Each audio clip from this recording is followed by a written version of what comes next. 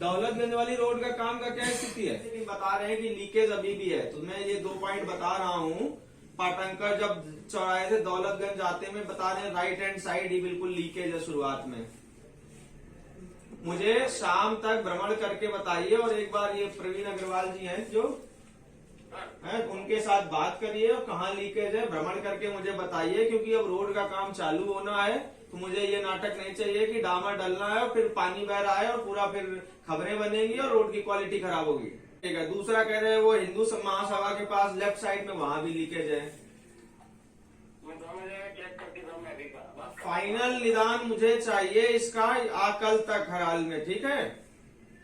ये मुझे ये रोड बनने के बाद कहीं पानी लीकेज दिखा तो मैं आप लोग के खिलाफ करूंगा कार्रवाई। 4 महीने से अपन ये काम नहीं करा पाए हैं, ठीक है। उस समय परिषद नहीं थी, परिषद नहीं थी तो प्रशासक महोदय ने शासन को भेजा, शासन की अनुमति से वो कर लगा दिया। कर लगाने के बाद उसके ऊपर संशोधन हुआ, तो संशोधन को शासन की अनुमति के लिए भेजा गया।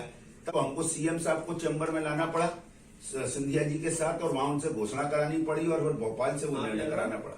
बजाय जो दौलतगंज में चूंकि रहवासी एरिया है, बाड़ा क्षेत्र में जो छोड़ते थे पहले, अगर ये वहीं पे छोड़ेंगे तो वहां रहवासी एरिया नहीं है। यहाँ लोगों के एक्चुअल में मैं कहने के लिए नहीं कह रहा हूँ, वास्तव में मकान मतलब दासे टूटे। अरे तो पाइपलाइन डालने में आप ही ने बोला था ना 2-3 दिन लगेगा केवल 500 मीटर की, और आपका स्ट्रक्चर कितना हो गया जो आपने वो पूरा बताया था ना कैलकुलेशन बाय एंड फोर्स और फलाना, तो उससे करके पानी निकालना इफेक्टिवली कब चालू हो जाएगा और इधर फैलना कब बंद होगा?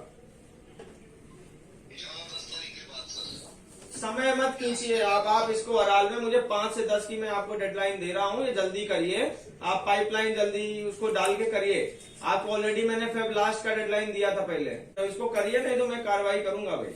उसके कारण पूरा अभी हमारी वो दौलतगंज वाली रोड बननी है, वो वहां पानी जाएगा तो हमारा रोड खराब होगा। कारिया से टूवर्ड्स मृगनदी शोरूम या पुलिस चौकी, सराफा पुलिस चौकी तक, यहाँ पे ये अमृत योजना के तहत रोड खोदी गई। कुछ जगह काम हो गया, कुछ जगह वो केवल ड्रिल। व्हाट्सएप कर दीजिएगा कि किस ए से बी कौन से पॉइंट पे अभी लाइन डल गई है और पैच वर्किंग नहीं हो रही, तो इस स्पेसिफिक मैं वहाँ पे वो करा दूंगा। एक ये लक्कड़ खाना पुल का सब चौड़ीकरण कार्य प्रारंभ हुआ था, फिर वो बंद हो गया। उसमें पहले जब काम चालू किया वहाँ फिर और एक्स्ट्रा काम निकल आया, तो फिर उसमें बताया था और पैसा चाहिए, तो 20-22 लाख का उसमें फिर रिवाइज कराना पड़ा एस्टीमेट। फिर कलेक्टर साहब से बात की, अच्छी बात यही है कि वो रिवाइज करके अप्रूव हो गया है, तो अभी पवन सिंगल जी उसको देख रहे हैं, तो फिर से वो काम चालू होगा। स्ट्रीट लाइट दौलतगंज, सराफा बाजार, डीडवाना ओली जो शहर के मुख्य बाजार हैं, वो सारे बाजारों में स्ट्रीट लाइट बंद है। इसका मैं जरूर गारंटी ले सकता हूँ, अगर बंद है तो ये मैं कहूंगा हमारे नीचे कर्मचारियों की लापरवाही है और कुछ नहीं, क्योंकि सप्लाई का, मैन पावर का कोई इशू नहीं है। आज Madhya Pradesh chamber of commerce and industries का एक पदाधिकारी एवं कार्यकारिणी सदस्यों का एक प्रतिनिधिमंडल नगर निगम आयुक्त माननीय श्री संघप्रिय जी से मिला और एक ज्ञापन चैम्बर की ओर से भेंट किया है। और उस ज्ञापन की जो प्रमुख मांगे हैं उसमें गार्बेज शुल्क के संबंध में जो परिषद ने निर्णय लिया है, वो परिषद का निर्णय यथावत लागू करने, और जब तक वो निर्णय लागू नहीं हो जाता है, जब तक गार्बेज शुल्क की वसूली नहीं किए जाने, संपत्ति कर को गार्बेज शुल्क से अलग करके संपत्ति कर की वसूली की जाए, लेकिन गार्बेज शुल्क की दरें जो परिषद की निर्धारित की गई है उसी अनुसार वसूल की जाए, ये मांग थी।